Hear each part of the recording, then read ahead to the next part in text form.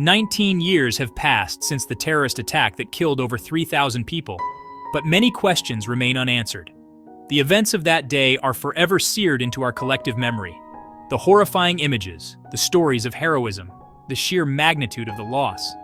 But even now, almost 2 decades later, there are still unanswered questions, lingering doubts, and a sense that we may never fully understand what happened on that clear September morning.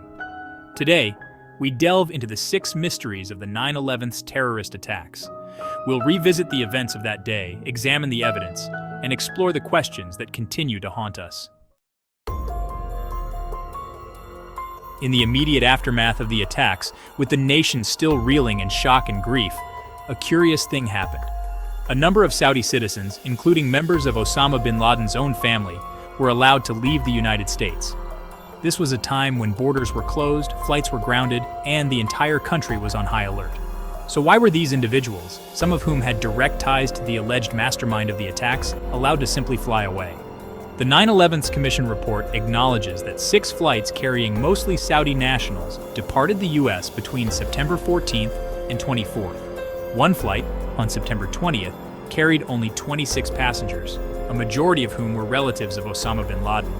This exodus, particularly the flight with bin Laden's family members, raised eyebrows and fueled suspicions.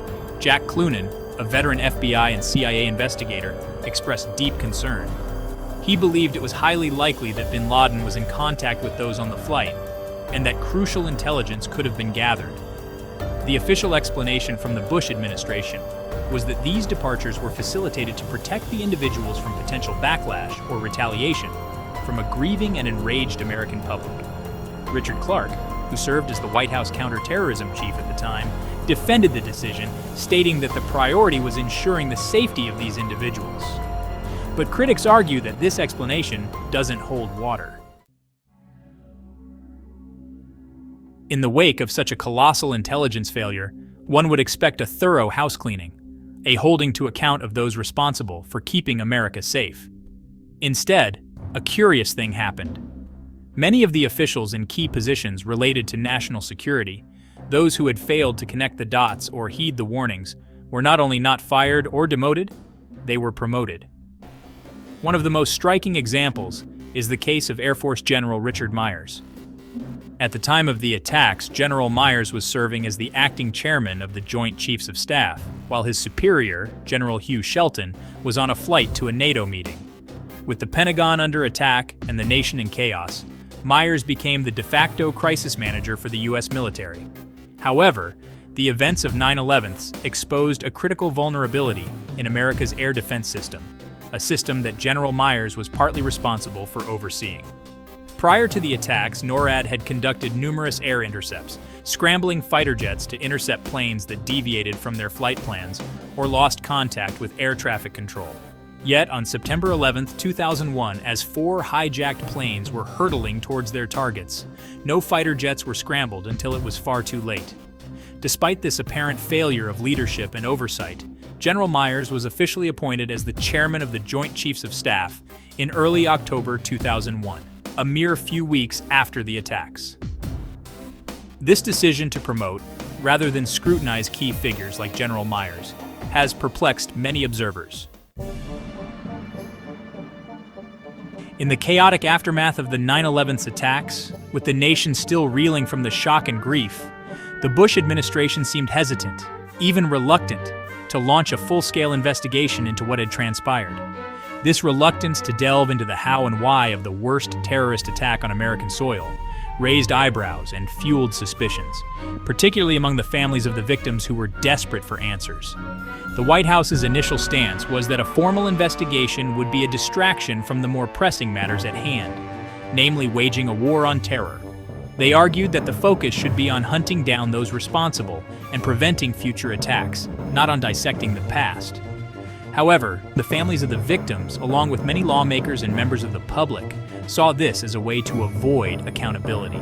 They argued that a thorough investigation was crucial not only to honor the memory of those lost, but also to identify and address the intelligence failures that allowed the attacks to happen in the first place. The pressure mounted on the Bush administration as families of victims organized, held rallies, and demanded answers. Finally, after months of resistance, President Bush relented and authorized the creation of the 9/11 Commission. The delay in forming the commission and the Bush administration's initial reluctance to delve into the events of 9/11 left many wondering what they were trying to hide. On that fateful morning, as 4 hijacked planes deviated from their flight paths and ceased communication with air traffic control, a chilling question lingered in the air. Where was the U.S. Air Force? The skies above New York City and Washington, D.C., normally patrolled by the most sophisticated air defense system in the world, remained eerily quiet as the tragedy unfolded. The lack of a timely response from the U.S. Air Force on 9/11 stands as one of the most perplexing and troubling aspects of the attacks. It has been the subject of numerous investigations, congressional hearings, and countless hours of analysis, yet it remains shrouded in controversy and unanswered questions. The standard protocol, established long before 9/11, dictated that the Federal Aviation Administration, upon detecting a plane acting erratically or veering off course, would immediately alert NORAD, which would then scramble fighter jets to intercept the aircraft. This system, designed to protect American airspace from potential threats, had been successfully deployed numerous times in the past. In fact, as mentioned earlier, NORAD had scrambled jets 67 times in the 15 months leading up to 9/11. However, on that fateful morning, the system seemed to fail catastrophically. Despite the hijacked planes deviating significantly from their planned routes, failing to respond to radio contact, and exhibiting other telltale signs of a hijacking, no fighter jets were scrambled until it was far too late. The first plane, American Airlines Flight 11, crashed into the North Tower of the World Trade Center at 8:46 a.m. Yet it wasn't until almost an hour later, at 9:38 a.m., that fighter jets were finally scrambled to respond to the attacks. By then, 3 of the 4 hijacked planes had already reached their targets. The 9/11 Commission report named 19 men as the hijackers who carried out the deadliest terrorist attack in history. These men, mostly from Saudi Arabia, were believed to be members of Osama bin Laden's al-Qaeda network. However, inconsistencies have emerged, casting doubt on the official narrative. On September 23, 2001, the BBC published a report titled, "Some September 11th, Hijackers Still Alive." The report claimed that Walid al-Shari and Abdulaziz al-Amari were alive and innocent. Al-Shari was reportedly a pilot for Saudi Arabian Airlines living in Casablanca. Al-Amari claimed to be an engineer in Saudi Arabia. He stated he lost his passport in Denver and feared identity theft.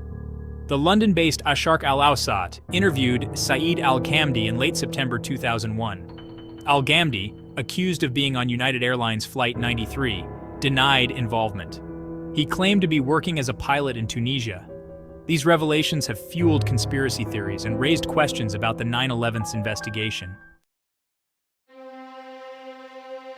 In the aftermath of the 9/11 attacks, the United States, fueled by grief and anger, embarked on a global war on terror. The primary target was Afghanistan, ruled by the Taliban, who had provided safe haven to Osama bin Laden and his al-Qaeda network.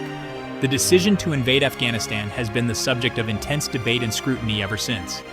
Critics argue that the Bush administration used 9/11 as a pretext to pursue a pre-existing agenda of regime change. They point to the fact that military action against the Taliban was considered long before 9/11 due to their support for al-Qaeda. The Bush administration justified the invasion, stating the Taliban harbored al-Qaeda, making them complicit in 9/11. Removing the Taliban was seen as essential to prevent Afghanistan from becoming a terrorist safe haven again. On October 7, 2001, the U.S., with NATO support, launched Operation Enduring Freedom, invading Afghanistan. The initial phase was swift, toppling the Taliban regime quickly. However, the war proved far more complex and protracted than anticipated. The Taliban regrouped and launched a stubborn insurgency against the U.S.-backed Afghan government. These are just some of the many questions that remain unanswered about the 9/11 attacks. The events of that day cast a long shadow, shaping not only U.S. foreign policy, but also the world we live in today. As we continue to seek the truth, it's important to remember the lives lost and the impact this event has had on the world. We owe it to the victims, their families, and ourselves to never forget the lessons of 9/11s and to continue to demand accountability and transparency from our leaders. Thank you for watching. Thank